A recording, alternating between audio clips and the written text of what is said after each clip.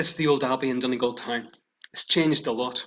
Can you imagine this place being full of activity in its heyday? Now it's crumbled away, it's deteriorated, it's changed. So much has changed in the last while. What do we hold on to when things change? This big, impressive anchor you'll find in Donegal town, down near the bay.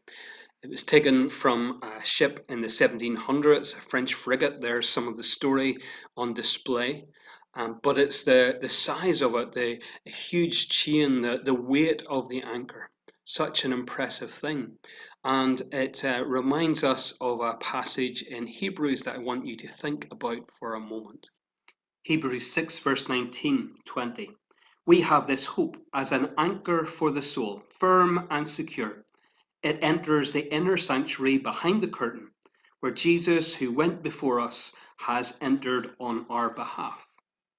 So one of the big things that the book of Hebrews does is it tries to show us how much greater Jesus is. He's greater than so many things. He's the greatest human being, perfect in every way.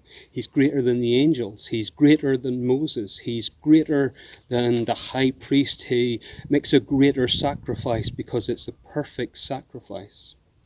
So the whole book points us to Jesus, wants us to focus our eyes on Jesus, the author and finisher of our faith, because he is the one hope that we have. He is greater than any other hope because of who he is and what he has done. So the passage talks about the temple, the idea that Jesus has gone through into the holiest of places in the temple. And he has gone behind that curtain through his death, through his perfect sacrifice.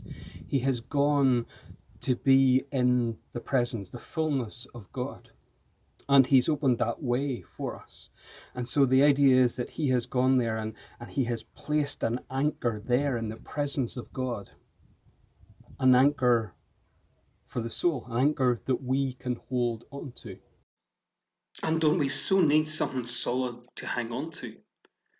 You just look around, everything seems to fall apart. We're amazed that these walls have stood for so long, and yet even they speak to us of the temporary nature of this earth. Life and death. Life comes and goes, seasons come and go, tides come and go, everything changes. We're so aware of that at the moment, and so an anchor for the soul, for life. An anchor that is firm and secure, even in the most difficult of storms, something that we can be sure of and certain of. And that is what Christ is, that sure and certain foundation for life. And so we're asked to hold on to Christ by faith. Faith is the chain that links us to him. He has gone into the presence of God. He has put that anchor down, and we are attached to him by faith.